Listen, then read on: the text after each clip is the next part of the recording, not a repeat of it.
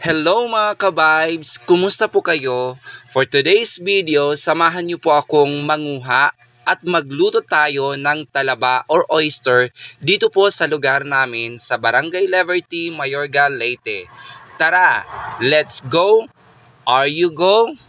We are go! Dito na po tayo sa lugar kung saan tayo mangunguha ng talaba or oyster. Ang lugar na ito ay pagmamay-ari po ni Lina Balusca, shout out Lin, and ang kanyang husband na Mr. Isbanta. Shout out po, good day. At dito rin po nakatira ang parents ni Lina na si Nabikay at Talukas at ang kanyang dalawang kapatid na si Leia and Tawing at may kanya-kanya na po silang pamilya. Si Leia po ay may alagang bangus. Ayan po, may fish pan po sila. So yung bangus na yan ay alaga ni Leia at ni Juben. So yung bangus daw ay ma-harvest after 3 to 4 months. So ganun po siya katagal pa po bago siya ma-harvest. Ayan yung nakikita nyo po, yan po yung tinatawag naming laputi o family siya ng snail. So ayan, nakikita nyo po, yan po ay talaba. Diyan po tayo mangunguha mamaya ng talaba. Ayan, napakarami pong talaba dito.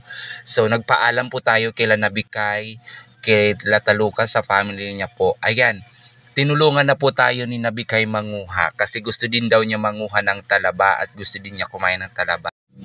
So ayan, tinulungan po tayo ni Nabikay at tinuruan niya po tayo kung saan banda kami mangunguha ng talaba. Talagang nag-i-enjoy po kami dyan, nagtatawanan po kami habang nangunguha kami ng talaba. Minsan po mga ka-vibes, mahirap po magtanggal ng talaba dun sa pinagkakapitan niya na kawayan o kahoy. Maging maingat po tayo mga ka-vibes sa pagtanggal ng talaba o oyster sa pinagkakapitan niya. Dahil yung shell ng talaba is nakakasugat po siya, mayroon po siyang talim. Kaya kailangan dobling pag-iingat po.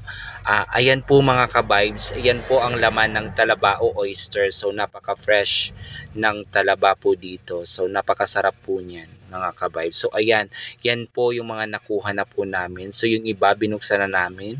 Tiningnan yung laman, ayan, yung iba malalaki din naman.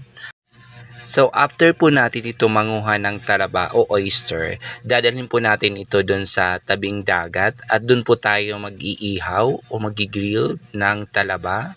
Ang tawag sa amin ay magsugba kasi napakasarap po niya yung sinugbo. So ayan, yan po yung ilan sa mga nakuha namin na talaba. So dadalhin po natin yan dito sa may dalampasigan, ayan. So ayan mga ka-vibes, nag-prepare na po ako, nanguha ko ng mga panggatong na gagamitin sa pag-iihaw natin ng talaba o oyster. So ayan, na po tayo, nagsiga ng para magkaroon ng baga yung apoy niya para doon natin siya iihawin yung talaba. So ayan po yung mga nakuha naming talaba. So napakarami po yung nakuha naming talaba, yung iba malalaki po mga ka-vibes. Malalaman po natin mga ka-vibes kapag luto na yung talaba o oyster kung yung shell niya ay bumuka na. Ayan po, continue lang po natin yung pag-iihaw natin ng talaba. So ayan, yung iba mga luto na siya, so tinatanggal na siya sa may baga. So nag-ihaw na rin po tayo ng saging para partner po dun sa talaba. Masarap po siya mga ka-vibes, i-partner yung inihaw na saging sa talaba. So match po siya kainin. So ayan mga ka-vibes, iyan po yung mga inihaw natin na saging at ayan po yung mga inihaw natin na talaba. So kumuha din po kami ng isang buko at ibiniak namin ito kasi yung kalahating baon nito is gagamitin po namin lagayan ng sausawan. So ang ginawa naming sausawan, so mayroon kaming kalamansi, sili at konting asin.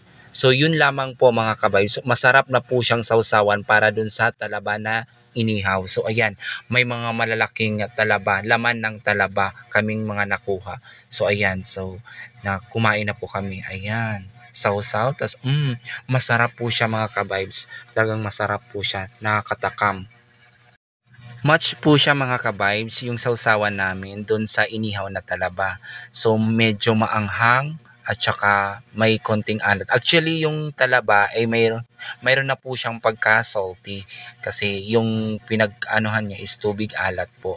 So doon po sila galing. Kaya yung lasa niya, mayroon na po pang pagka-salty yung talaba. Madami po akong nakain dyan mga ka-vibes kasi talagang nasarapan po talaga ako sa talaba. Pero dapat reminder, hinay-hinay lang po tayo sa pagkain ng talaba kasi mataas po ito sa kolesterol. So dun po sa matataas na po yung kolesterol, dapat limitahan, maging hinay-hinay lang po tayo sa pagkain ng talaba dahil mataas po talaga ang content nito ng kolesterol. May mga ka-vibes din po tayo na mayroong allergy reaction. So kailangan maging hinay-hinay lang din po tayo sa pagkain nitong talaba. Lalong-lalo na dun sa may mga allergy po sa seafoods. So dapat po mga ka-vibes, dun sa may mga allergy din po, dapat hinay-hinay lang din po tayo sa pagkain nitong talaba.